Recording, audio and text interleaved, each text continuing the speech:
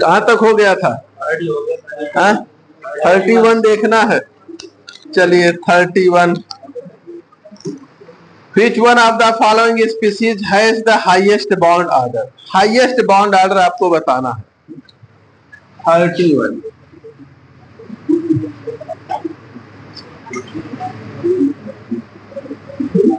Highest bond order किसका है? देखिए पहला दे रखे हैं O2, दूसरा है O2 प्लस, तीसरा है O2 माइनस और चौथा है O2 डबल। ठीक है, देखिए इसमें जो है बॉन्ड ऑर्डर क्या होता है? 2। इसमें बॉन्ड ऑर्डर होता है 2.5। इसमें बॉन्ड ऑर्डर होता है 2.5। इसमें बॉन्ड ऑर्डर कितना हो जाएगा? 4 इलेक्ट्रॉन होता है। 1 6 माइनस 4 बटे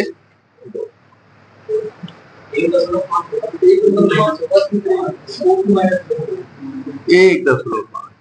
ठीक है, 5 माइनस 3 6 माइनस 3, हाँ 1.5। ठीक है, कोई डाउट हो तो बताए फिर। देखिए ऑक्सीजन में क्या होता है? 4 इलेक्ट्रॉन होते हैं ना, और टोटल कितना हो गया? 8। तो बॉन्डिंग में कितना जाएगा? 6। और एंटी बॉन्डिंग में कितना जाएगा? 2। तो बॉन्ड ऑर्डर क्या हो जाएगा? 6 माइनस 2 बटे 2 अर्थात 2 हो गया। ठीक है, अब अगर आप O माइनस करेंगे, जब यहां माइनस करेंगे तो यहां कहीं पे एक इलेक्ट्रॉन बढ़ गया। 4 से क्या हो जाएगा? 5, यहाँ 8 से 9, यहाँ क्या हो जाएगा? 2 से 3, तो 3 बटे 2 तो 1.5। ठीक है, एक इलेक्ट्रॉन बढ़ाएंगे तो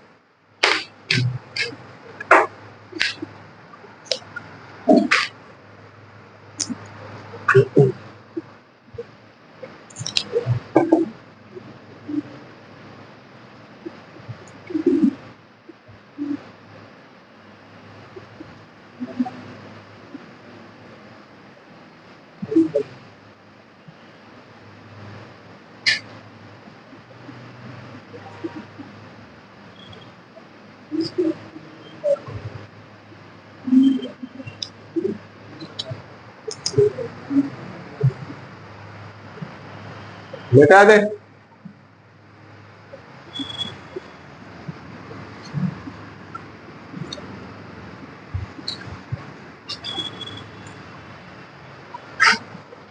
अगला देखते हैं क्वेश्चन 32।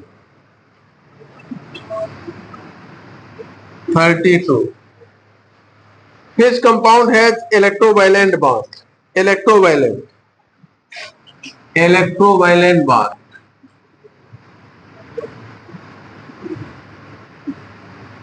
इसमें पहला देखिए O2, दूसरा देखिए O2 प्लस, तीसरा देखिए, अच्छा सॉरी CCl4, तीसरा जो है NaBr, चौथा जो है CHCl। ठीक है, इनकी विद्युत ऋणात्मकता में बहुत अंतर नहीं, ये तो बराबर है, तो ये सभी कोवैलेंट है। और ये क्या है? आयनिक या इलेक्ट्रो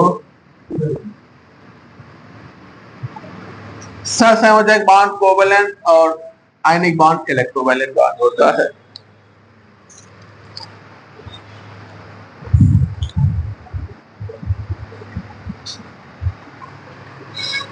अगला 33।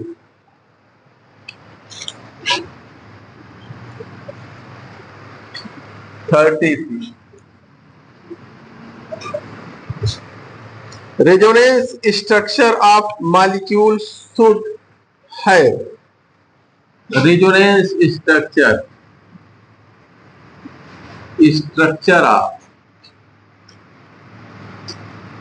मॉलिक्यूल शुड है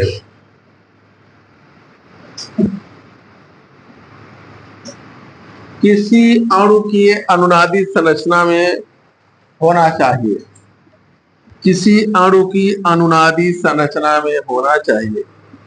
पहला है identical arrangement of atom, identical arrangement of atom. दूसरा है nearly same energy content, same energy content. तीसरा है the same number of paired electron,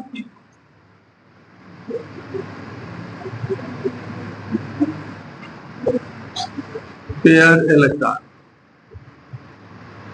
इसमें एक से अधिक विकल्प दे रखा है क्या?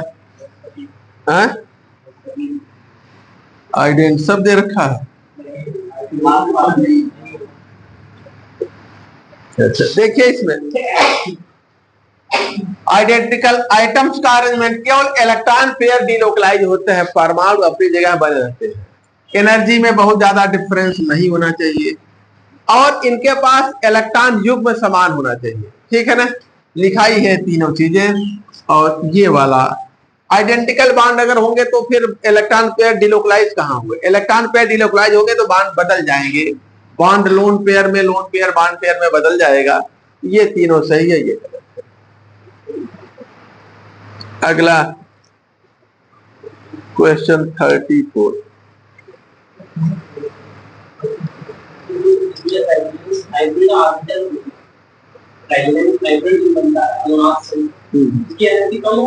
हाँ, वास्तविक स्ट्रक्चर वही होता है लेकिन उसको व्यक्त करना कठिन होता है।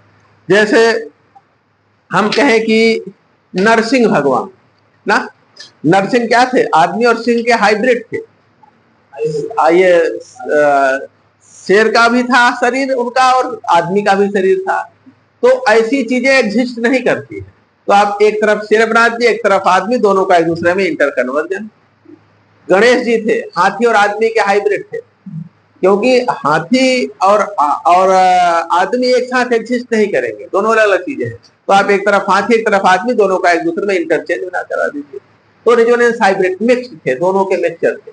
तो उसी प्रकार से जो है हम इनको भी, जो वास्तविक संरचना है उसका अस्तित्व यानी कि उसको पेपर में ड्रा करना नियमबद्ध तरीके से संभव नहीं है।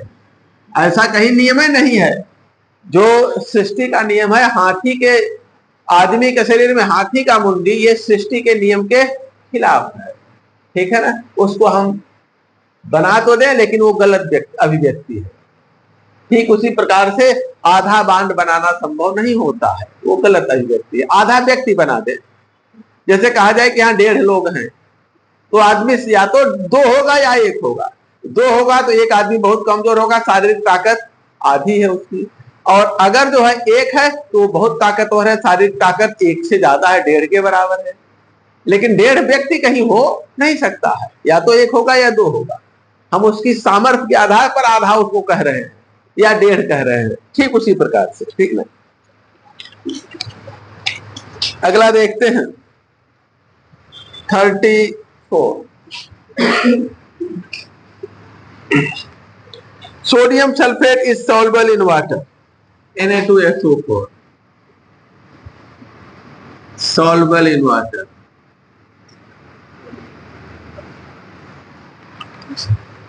Whereas barium sulfate is sparingly soluble. Sparingly soluble. ठीक है ना, बिकॉज कारण बताना।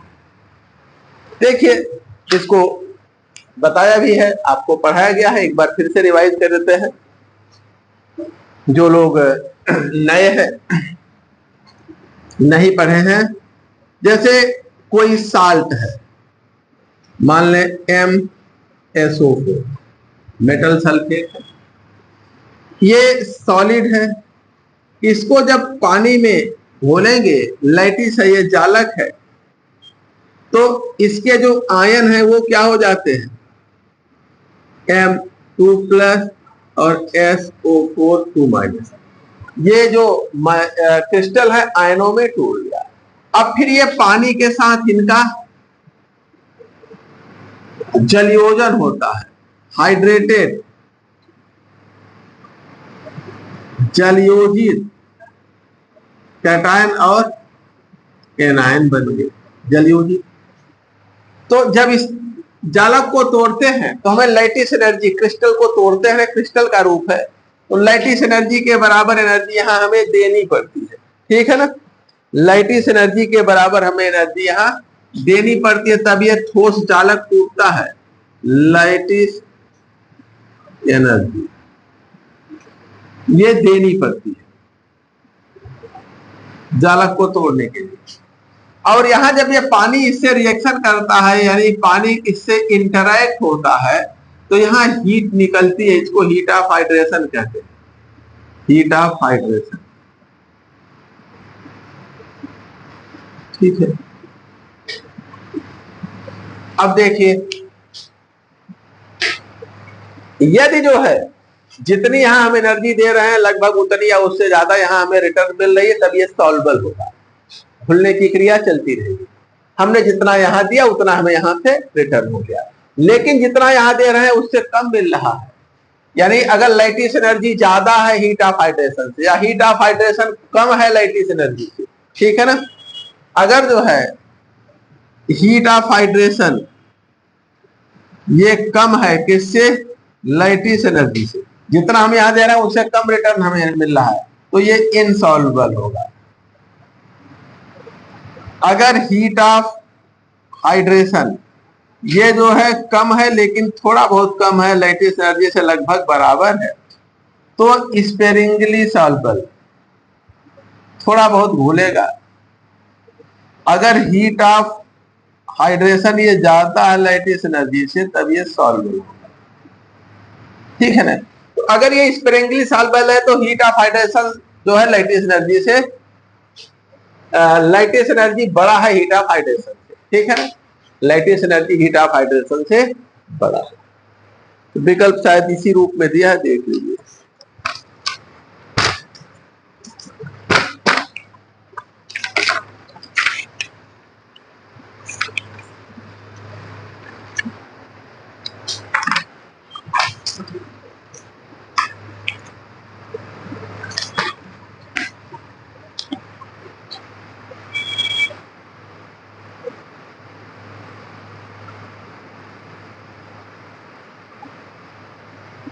सोडियम सल्फेट सॉल्युबल है, इसका मतलब इसका हाइड्रेशन एनर्जी क्या होगा, बड़ा होगा लैटिस एनर्जी से, ठीक।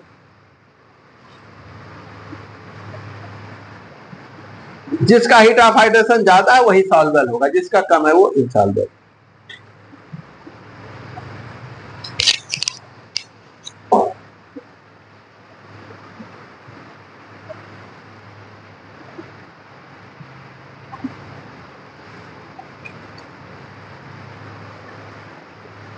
बता दे ऊपर 35 देखिए, question 35,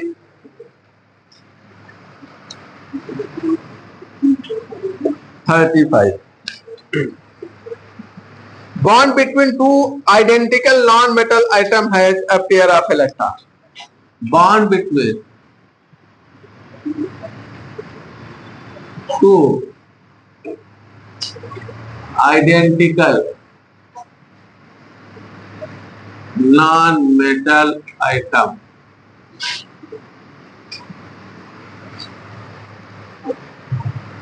has a pair of electrons.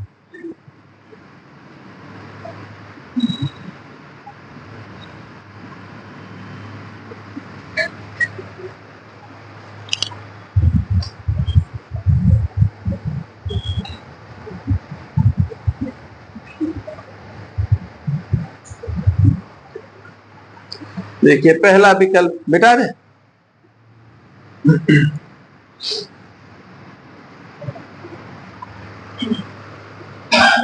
देखिए अगर दो नॉन मेटल जैसे हाइड्रोजन है या फ्लोरीन है नॉन मेटल है और दोनों आइडेंटिकल है, तो इनके बीच दो इलेक्ट्रॉनों की साझेदारी से बांध बनेगा और दोनों इलेक्ट्रॉन दोनों परमाणुओं के बीच में समान रूप से वितरित रहते हैं, इक्वली डिस्ट्रीब्यूटेड होते हैं।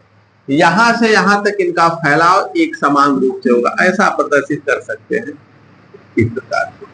इक्वली ये डिस्ट्रीब्यूटेड होते हैं दोनों आइटम्स के बीच में, ठीक है ना। दोनों परमाणुओं के बीच में ये समान रूप से वितरित रहते हैं, कोई दिक्कत। अब विकल्प में देख लीजिए, इक्वली शेयर बिटवीन देम, ठीक है ना। चौथा विकल्प इक्वली शेयर, समान रूप से बटे रहते हैं बिटवीन, परमाणुओं के बीच समान रूप से वितरित रहते हैं।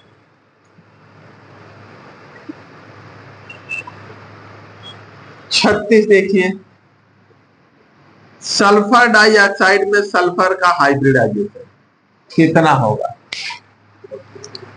sp2 hybrid. कोई किसी को डाउट हो तो बताए। अगला क्वेश्चन 37,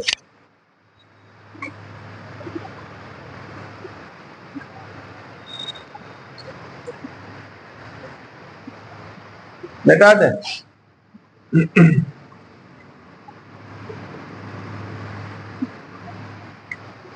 37 N2O5 के बीच जो बॉन्ड होता है वो कौन कौन सा बॉन्ड होता है?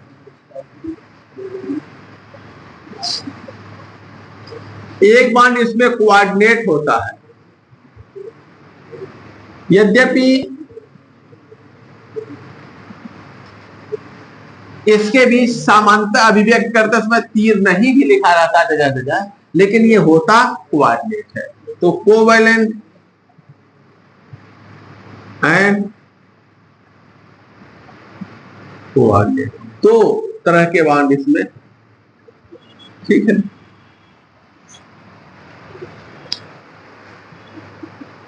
अगला 38,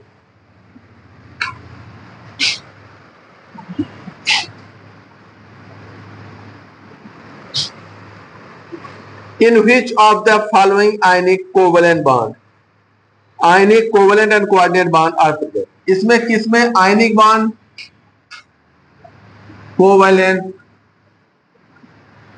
एंड कोऑर्डिनेट बॉन्ड उपस्थित है?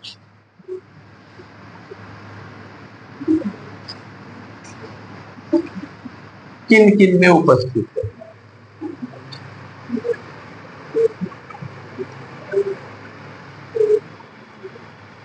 देखिए वाटर है, अमोनिया है, सोडियम साइनाइड और पोटेशियम ब्रोमाइड।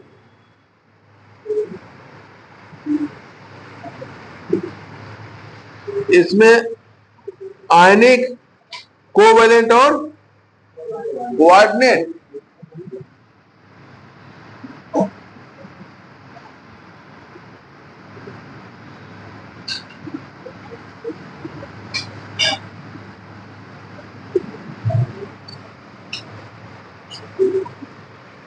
कोऑर्डिनेट कहां पे आ रहा है?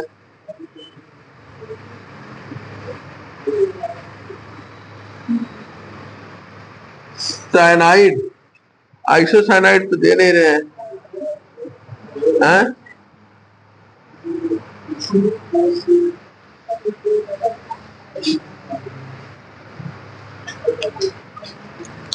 विकल्प क्या दे रखे हैं? सोडियम साइनाइड, इसमें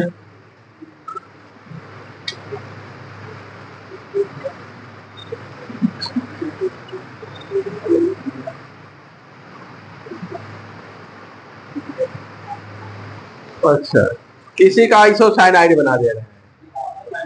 हाँ, आइसोसाइनाइड अगर हम बना दें तब जो है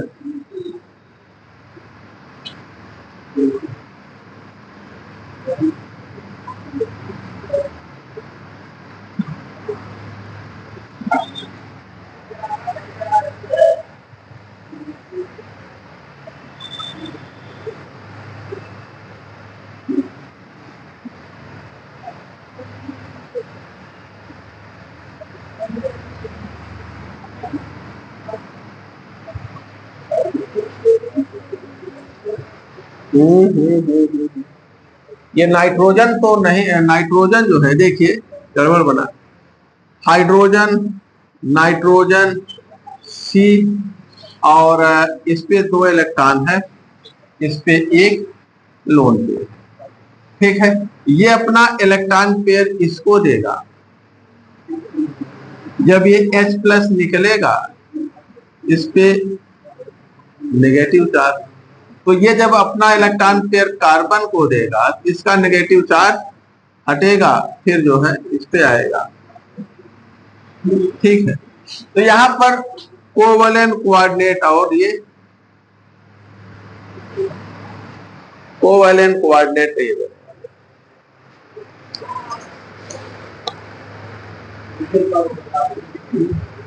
किसने बता दें, बना लीजिए, बता दें।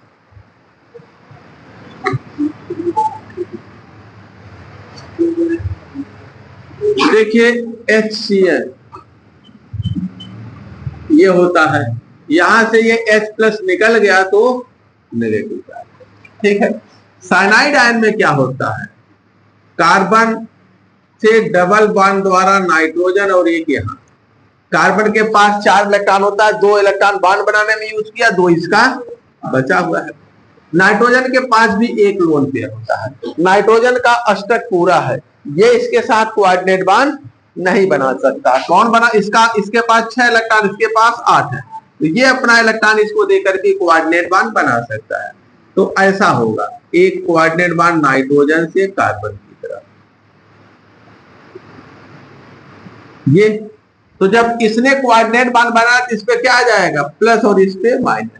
अब यहां से H प्लस निकल जाएगा, जब H प्लस निकलेगा तो इसका प्लस चार्ज क्या हो जाएगा, समा। ठीक है ना, और यहाँ पे सोडियम जुड़ा है इससे, यहाँ पे भी सोडियम इससे जुड़ा है। ठीक है, तो ये साइनाइड है और ये आइसोसाइनाइड है।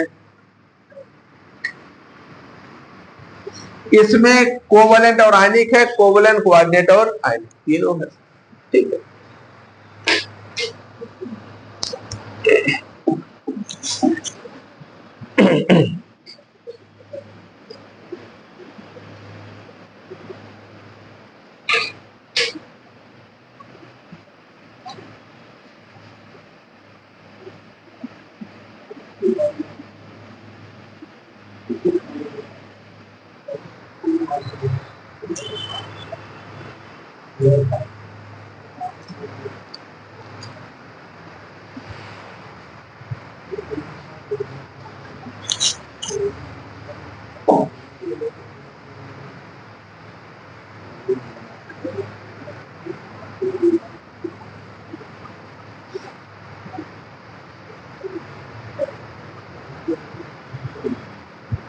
मिटा दे।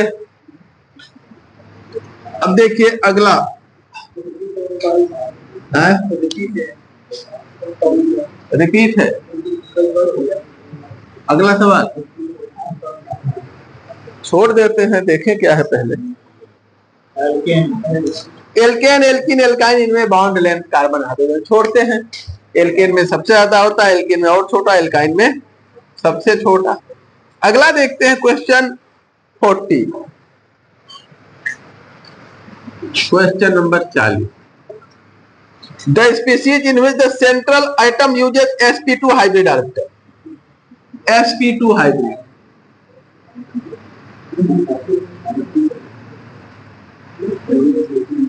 किसमें, पहला है PH3, दूसरा है NH3, तीसरा CH3+, चौथा SbH3। तो इसमें देखिए कार्बन का हाइब्रिडाइजेशन sp2, बाकी इसमें sp3 sp3 sp, ठीक है ना।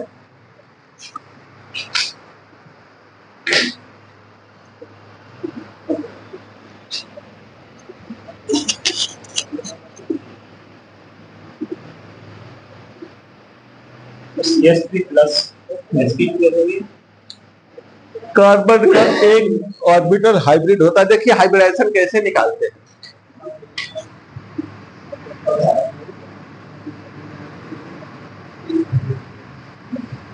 कार्बन के पास 6 इलेक्ट्रॉन है, 3 पेयर हुए, 3 सिग्मा बांड है ना, तो 3 हाइब्रिड ऑर्बिटल है, हाइब्रिडाइजेशन sp2 होगा। सिग्मा बांड इस पे कितने हैं? 3, कोई लोन पेयर है नहीं, तो 3 सिग्मा बांड है, तो ये 3 हाइब्रिड ऑर्बिटल हुआ, तो हाइब्रिडाइजेशन sp2 हुआ।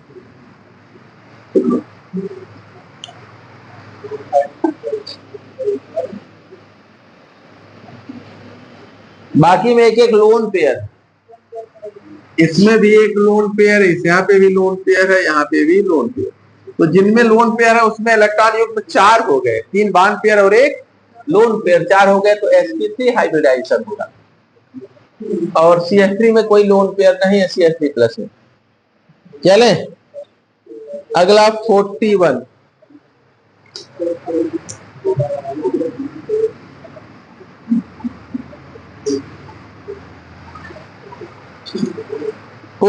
देखिए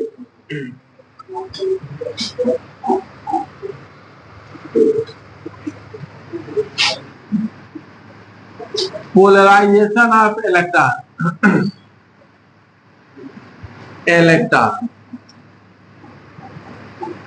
इन एक्रोलीन। एक्रोलीन में इलेक्ट्रॉन का पोलराइजेशन किस प्रकार से होगा?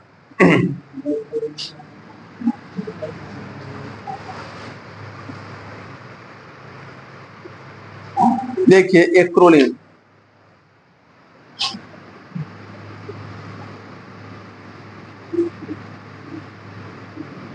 एक्रोलीन या एक्रेल्डिहाइड ये होता है, इसका -I - M इफेक्ट होता है। ये टूट के इधर जाता है, ये टूट के इधर, तो ये बनेगा CH2+ CHCO, ठीक है ना। तो ये देख लीजिए कार्बन पे पॉजिटिव, ऑक्सीजन पे नेगेटिव, ठीक है। फिर वापस जाता है, आता है, दोनों एक दूसरे में बदलते रहते हैं, ये एक दूसरे में बदलते रहते हैं। इसका इक्विवेलेंट हम क्या लिख लेते हैं? CH2 CHC, जैसा इधर इलेक्ट्रॉन की कमी और इधर इलेक्ट्रॉन की बहुलता। इस किनारे पर नेगेटिव चार्ज, इस पर आंशिक धनावेश, ठीक है ना। एक बार ऋण आवेश है, एक बार नहीं है, तो आंशिक रूप से रहेगा इधर, और इधर आंशिक धनावेश। ये चौथा विकल्प है आपका, ये इलेक्ट्रॉनिक पोलराइजेशन है।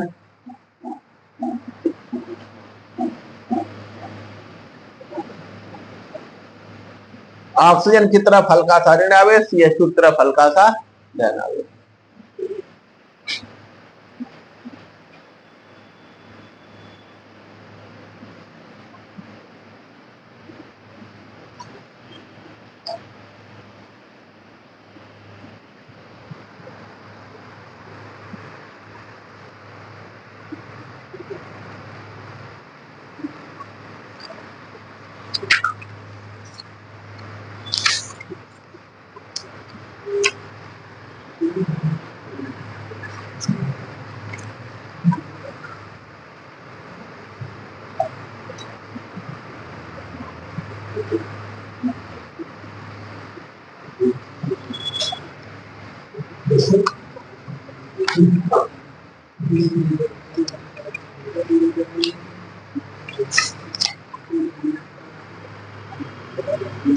मिटा दे।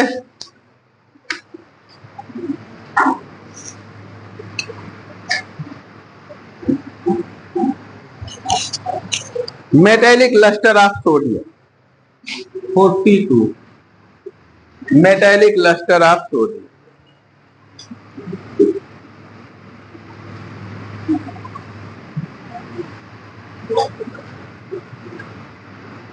इसका कारण क्या है? देखिए, जब सोडियम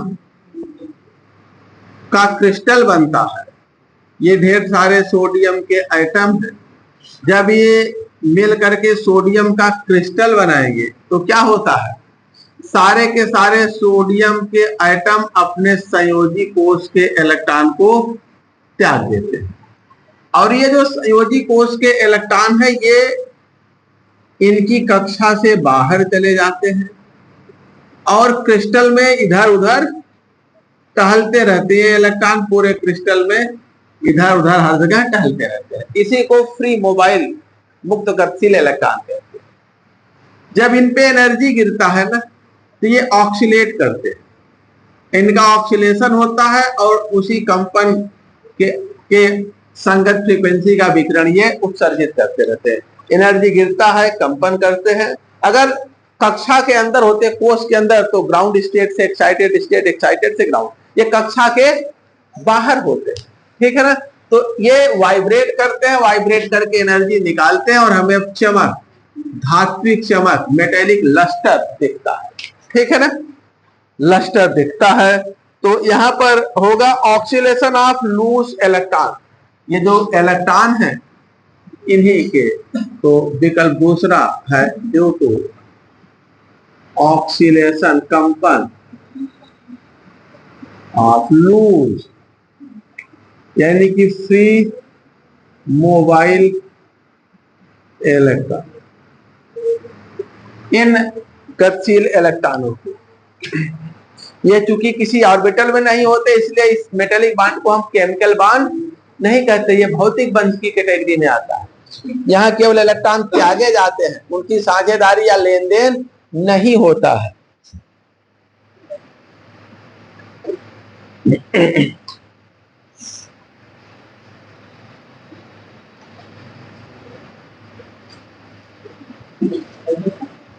डाइपोल बॉन्ड इससे मजबूत होता है। हाँ, पोलर बॉन्ड नॉन पोलर से मजबूत होता है, ठीक है। पोलर बॉन्ड जो है नॉन पोलर से मजबूत होता है। बेटा ने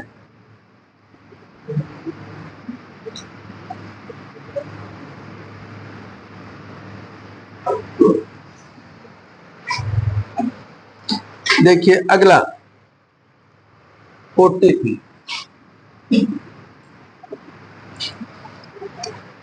कौन सा जो है zero dipole moment, zero dipole moment इसका है, पहला विकल्प दे रखे हैं वाटर,